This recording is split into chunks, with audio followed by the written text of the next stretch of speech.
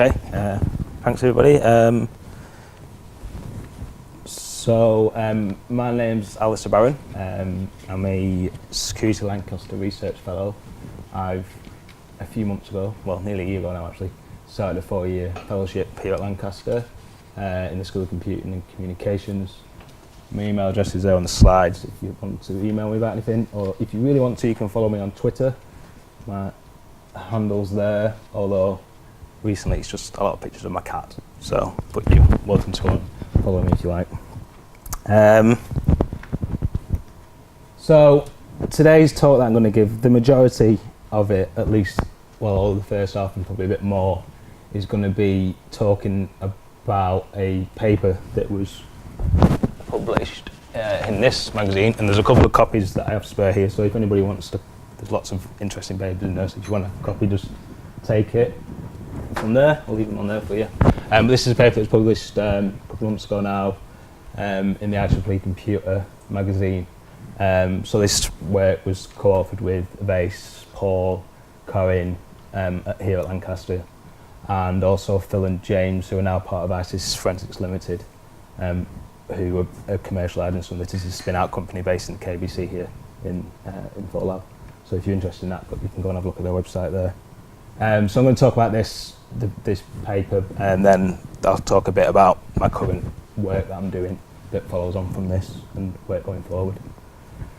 So online, lots of multiple personas. I'm sure many of you here have different personas that you use online. Hopefully all of these are for perfectly innocent reasons.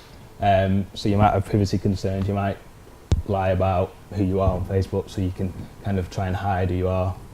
Good luck with that, but anyway. So you might have a separate work and home profile. I don't really do this, hence why I've got pictures of a cat on my Twitter account, but then next tweet I'm talking about some software that I've just released. Or you might be doing identity exploration, things like that. And then you have some things that aren't quite as innocent. So you might, for instance, children are often on Facebook, even though it's supposed to be over 13s only. They'll just lie that they say, they might be 8, but they'll say that they're 14 or something like that. But also you've got things like blaming trolling, and then more serious things when you get cyberbullying. Obviously you might want to hide your identity if you're doing things like that. And then this goes right up to very serious crimes. So for instance, radicalisation, you might get a user of an internet forum saying that they're very annoyed about something, and they're going to go in some holy war and all these sort of things, and then they'll go silent for 2 weeks, and then somebody will come on saying this person's given the life and all this sort of things, when really it's just the same person. So you get cases like that. Internet romance scams are a common thing at the moment, so people will pretend to be a 25-year-old woman who's really interested in them just so they can exploit them and get money out of them. And then also, and this is what I'm going to be talking about most, and what the aim of the ISIS project was to deal with, you get adults masquerading as children to gain the trust of the children for the purposes of grooming online. Policing all this internet traffic is obviously very challenging just because of the sheer size of the data that's out there. There have been tools that have been developed to help with this, so you've got things like Internet Evidence Finder and Encase, but a lot of these tools simply just extract the data. Then a lot of the analysis is still manual after that stage, and there's you have backlogs of 6 to 9 months that are commonplace, so you've got computers stacked up waiting to be analysed. So basically the solution that we developed in the ISIS project was this ISIS toolkit. This provides some linguistic tools that help get underneath this data and deal with personas, people having multiple personas online. So it has things like stylistic language fingerprints, which I'm going to talk about, which help find multiple personas where people are sharing, or when people are sharing the same persona. It helps get behind them personas online. And there's tools that help predict age and gender. So if you've got somebody who's saying that they're 15, say, but the language tool might say that this person's more likely to be 50 years old, it would flag that up. And then you can look at online interaction patterns, so you might find that some certain people are only online at certain times of the day and things like that. So this all helps in the investigative process. So for stylistic fingerprints, basically a wide range of language traits are scrutinised and essentially counted, And these can be really simple things like just how many times somebody uses exclamation marks in the test, for instance, but then it might have more complicated things like vocabulary measures, which are often an indicator of age. So that's basically how many words people know. So these are all counted in the text, and this results in lists of metrics, and these basically represent an individual's language, or it might be a group, so you might group these together, so you might have a load of, say, teenagers, and you get the metrics that represent them teenagers, and that helps with the authorship profiling, which I'm going to talk about in a little while. Then these can be compared visually, so you basically go through these stages. I won't go into this too much because it's a bit complicated, but you basically can plot these metrics on a thing, and you basically end up with a fingerprint which represents their language, and then you can overlay these and get something like this. So if you look, basically the bit in purple is the overlap, and that basically indicates how close two individuals are. So this one at the top is comparing, and all of these are comparing a single text that we got. It's the same text against 4 sets of text representing 4 individuals, and this one at the top is actually the one that's matching. You could probably say that that's got the biggest overlap there. This one's got quite a lot, so you might want to look at both of them. And essentially what it's doing is looking at all these metrics and basically seeing if the counts are similar, essentially. It's a bit more complicated than that, but that's basically what we're doing there. So you end up with this, like I say, a language fingerprint, so you can compare. So you might say that this person's probably is the same person using a different username, for instance. So for predicting age and gender, what we can do, we do that as well. So we use that information that I've just shown about the metrics, but then we do some more complicated things. I'm not going to go through all of this, but basically what we do is look at different words that people are using, and also different how often they're using, say, verbs and nouns. So that's part of speech tags, and also what topics they're talking about. So you might have, so they might be talking a lot about sports, for instance. That might be a topic that's mentioned a lot. These are all then counted again, and basically we also look at sequences and things like that. Count all these, and then basically what we do is compare the counts for an individual against reference data sets. So you'll build a reference data set based on the same process as 1 to 3 that represents the language of, say, female adults. So you'd build a data set, a reference data set for female adults, or you'll build a reference data set for people in the 30s, things like that, and you compare against these and see which so you get a reference data set for, say, males, a reference data set for females, and basically look at which one of them reference data set your text is closest to, and using machine learning to do this. So obviously once we've developed this method, we wanted to evaluate it to see how accurate it is. The first evaluation that we did was with the BNC spoken corpus. It's the British National Corpus. It's about 10 million words, and in this you've got people marked up, the speakers are marked up with age and gender, essentially. So you've got 1,684 people that we can evaluate against, and basically each of these individuals were compared against reference training sets for genders and then increasing age bands. So when we're looking at age, what we actually do is basically there's a decision tree that we use. So at level 1, we look at if this person's under 18 or over 18. Then if they're over 18, we might say, well, is it under 50 or over 50? And you get more and more specific until you get in like early 30s, late 30s. Obviously, these levels are much more harder to distinguish. Firstly, because you've got less training data, because there's going to be less people that are 30 to 34 that are adults, obviously. But also, obviously, the difference between a 32-year-old's language and a 38-year-old's language isn't going to be very much. So obviously, it's much harder to distinguish between them. During the evaluation, if anyone's interested, we're using leave one out cross validation. So what basically this means is that you take out the individual that you're looking at from the training set, you then train your tool on the remaining 683 people, and then do the evaluation. And then you repeat that process for every individual. So you never got an overlap between the training and test data, which obviously would mess with the results. These are the results that we've got. So I won't talk too much about this, but you basically end up with, for the BNC data anyway, recall and precision at 72%. So recall is basically how many of the people it's predicted the correct answer for, essentially. This is for age here. And precision is how many, for the ones that it's made a decision for, I'll talk about in a second, how many of them decisions it's got correct. Now, what I didn't talk about last time, but you basically, there's x-axis here is a threshold. So you can set a threshold. So when it's making a prediction, it will give a probability. So the tool will say that, for instance, that it's 76% confident that this person is over 18.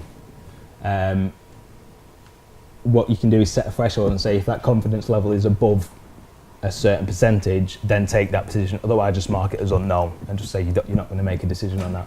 So as you increase the threshold, basically your precision goes up because it's making less decisions, but the decisions it does make are correct.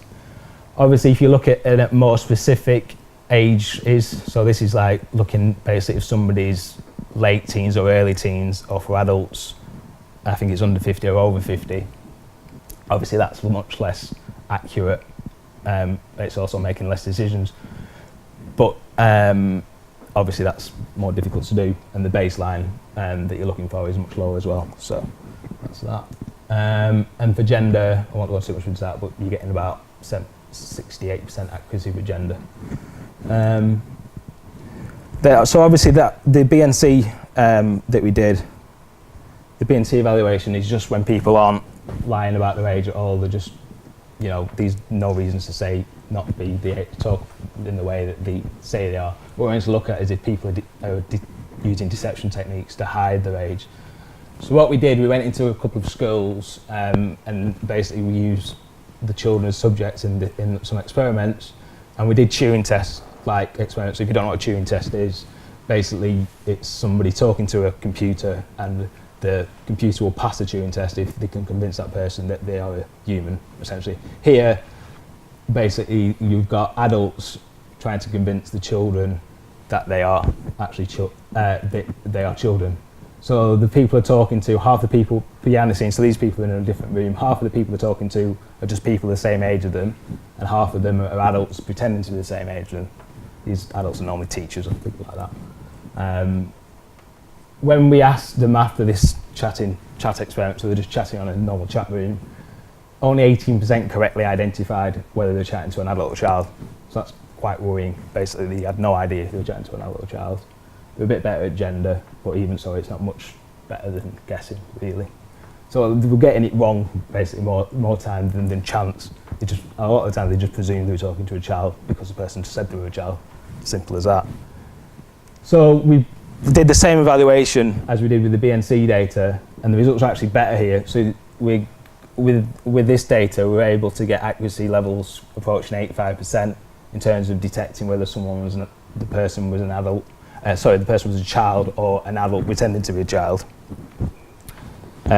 Gender results, again, they're about 80% for this. So predicting gender. How long have I got left? 7 minutes. Okay. So that's basically all that was in that paper. Well, there's more in that paper than what I presented here, but that's basically what I want to present from that. What I'm going to talk about now is basically what I'm doing going forward in current research and going into a research fellowship. So this is this standard NLP framework, and I've talked about some of these elements in what I've done. So this is an NLP framework that you might use for cybersecurity issues. So at the end of this, you'd be able to do authorship attribution, author profiling, and deception detection. And you have to go through all these stages. Now, this standard framework that's used quite a lot in NLP, you might have swapped some components out of this, swapped components in, but this is the basic framework. This is all set up to basically deal with standard, normal written English. That's problematic if you're dealing with online language, which is often very noisy. So you've got lots of varieties of language, such as emails, SMS, etc., and all these have an abundance of irregular language.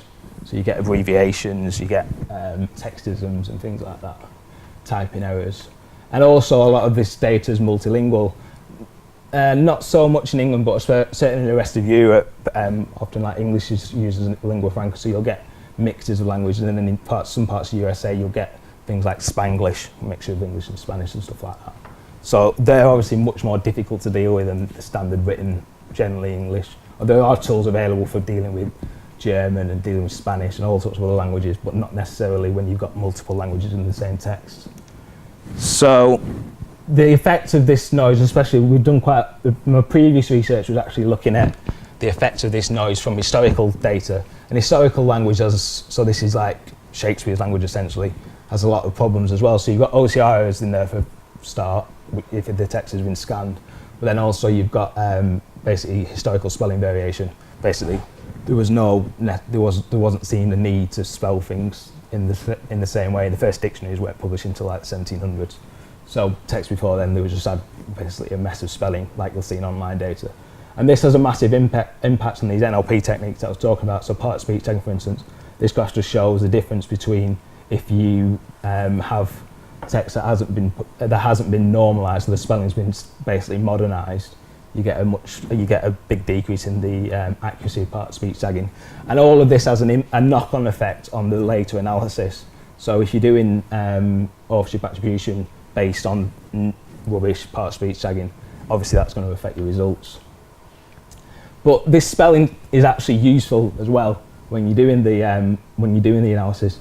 So for author profiling, for instance, we did this study a couple of years ago now that show that there is small differences, but definite differences between the types of spelling decisions that people use. So this is for A's, and so I'm just showing the difference between two genders here. So you've got, for instance here, females are more likely in this data set to use number homophones. So that's using like 8 instead of 80 and things like that, or 2, number 2.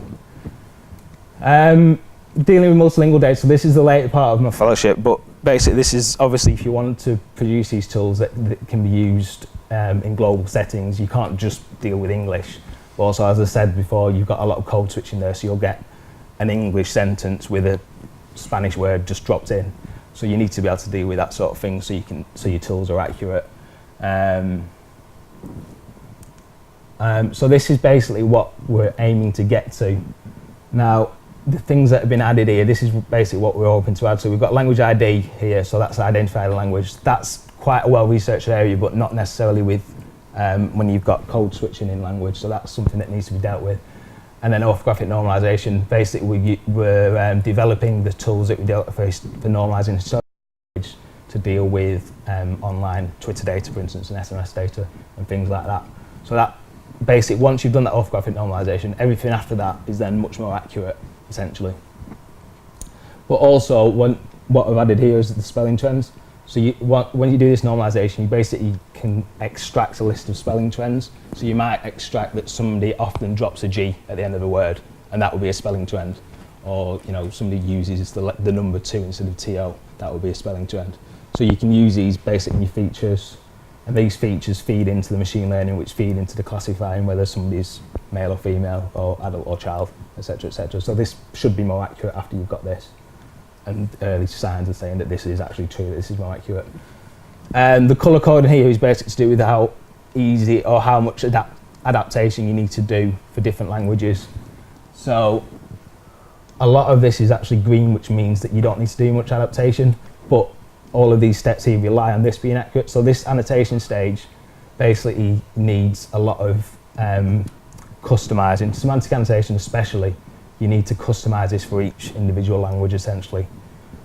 So this is an important stage. So this is something we're going to look at. So whether we can drop in tools that have been developed for other languages into this kind of framework here. So then this is obviously more accurate after that.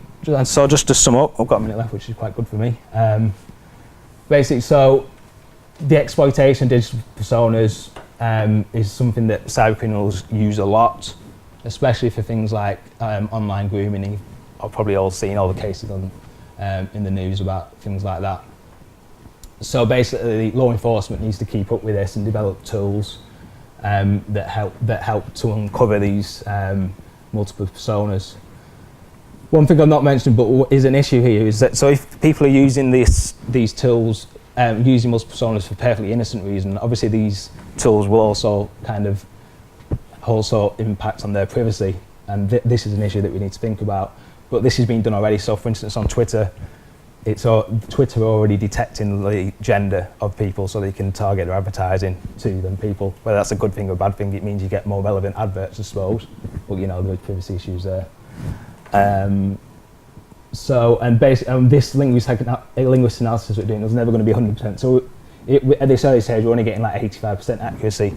We hope to improve that over 90%. It's never going to be 100% accurate, so you've always got to have some kind of manual intervention that so people can look and then do the investigation. This is just part of the process that we're doing. And I've actually finished on time, which is amazing for me. So thank you very much.